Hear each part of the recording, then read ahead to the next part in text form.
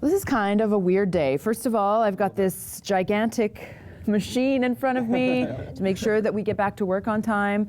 We have 4 people at the table, one of whom is not Ryan Kessler, the hockey player, Ryan Kessler, the Red River student. The real Ryan Kessler. The real. Just wanted to make that No, clear. you're the second though. He's older than you, isn't he? Well, yeah, but So you have no argument. No argument. Well, a strange week, but we're glad to have you, and we've got some fun stuff to talk about, I think. So we're going to start with assisted suicide.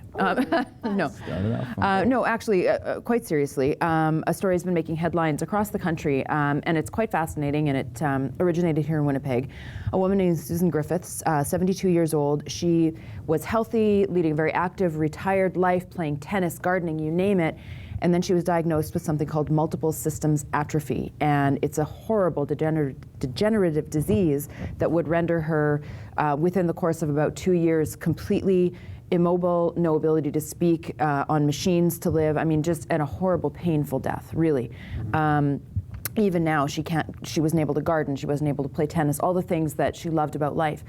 So, because you cannot have assisted suicide in Canada, she decided to go overseas to make the choice to die, and had it all set up. Her family, although they weren't happy about it, supported her in her choice, and she left the other day. Within 2 weeks from now, she will have chosen to die, and she will be dead because she just did not want to live with the pain. And it's already excruciating, even though she can still walk, and she's on medication all the time, etc. So, with that stage set, very serious topic, assisted suicide, not legal in Canada. And she put out an open letter to all MPs to say, hey, we should have the choice to die with dignity.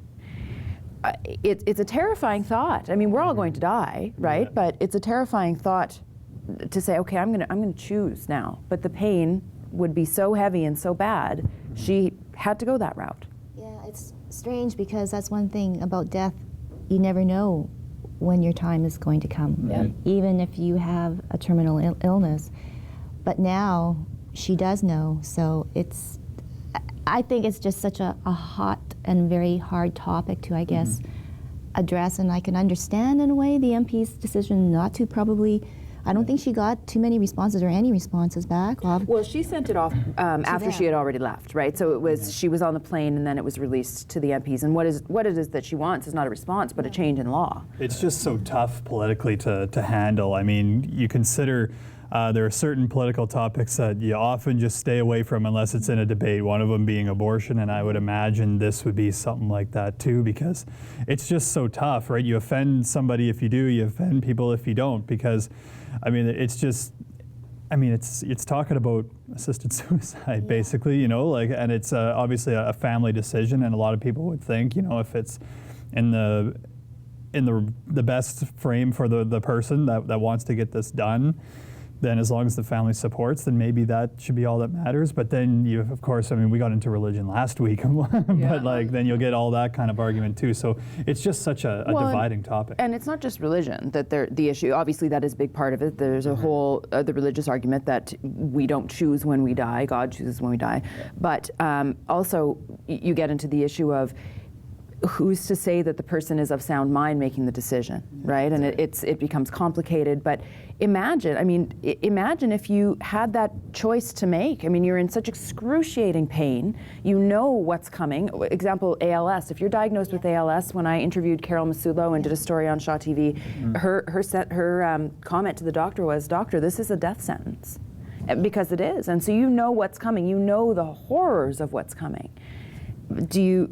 I mean, for me, I think there's a tiny part of me that feels like, what if there's hope? What if they come up with a cure tomorrow? I mean, unlikely, right? But well, let's hear Ryan from the young guy. I think it all comes back to the core issue of how much do you own your body versus how much lawmakers own your body. I mean, personally, I would like to be in charge of my own fate. I think that's a pretty fair thing for me to say. But at the same time, like Kim said, what if I'm not thinking straight? What if I'm just plain wrong, you know? So. Yeah. And then too, Ryan, you're a young person. What if Susan Griffiths was a young person, like only 20 or something like that, as opposed to, you know, she's much older. She had, you know, lived a full, a full life. So, how would you feel? I think I don't know how I would feel. But I think you would just have to be in such excruciating pain. Like it sounds like she is. I mean. And once it gets to that point too, you have to think. I think anyway, you have to think about the quality of your life. I mean, if you're just living to get by, Yeah.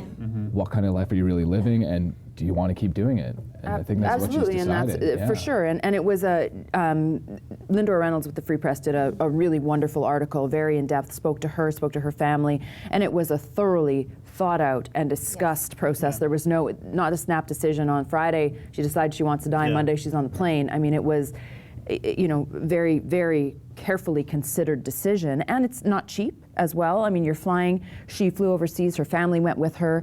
Her children, and I don't think any of her grandchildren went, but her children went with her. And of course, they said, we don't like this, but we have to accept it because, obviously they wanted their mom around, but to be in the body that had been the way it's starting to deteriorate already was just too much. So anybody who's going to do this is going to think it through.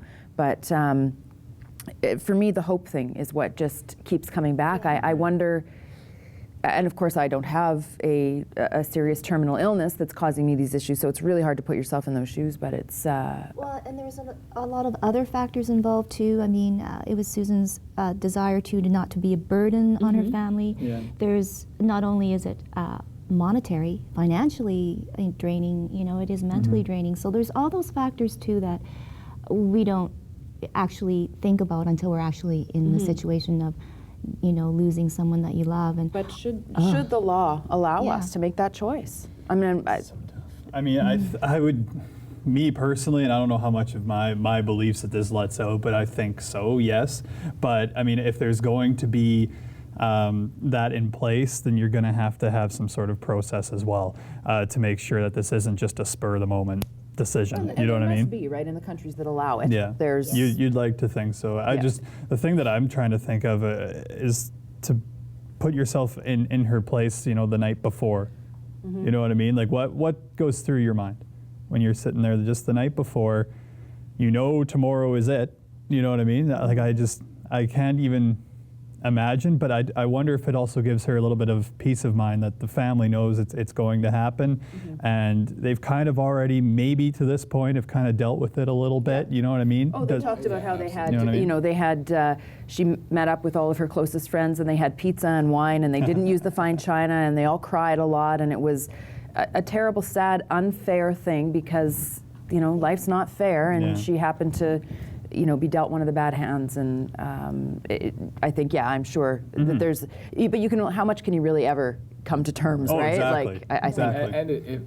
And maybe they even think it might be a better way to go. I mean, it's better than someone just disappearing out of your life forever. At least this way, everyone gets a chance to say goodbye. Yeah. That's so important because, so often when people just drop dead, there's so many that just never got to say what they really wanted to say and make that peace. And I think for the people that are still living, I mean, it's even harder.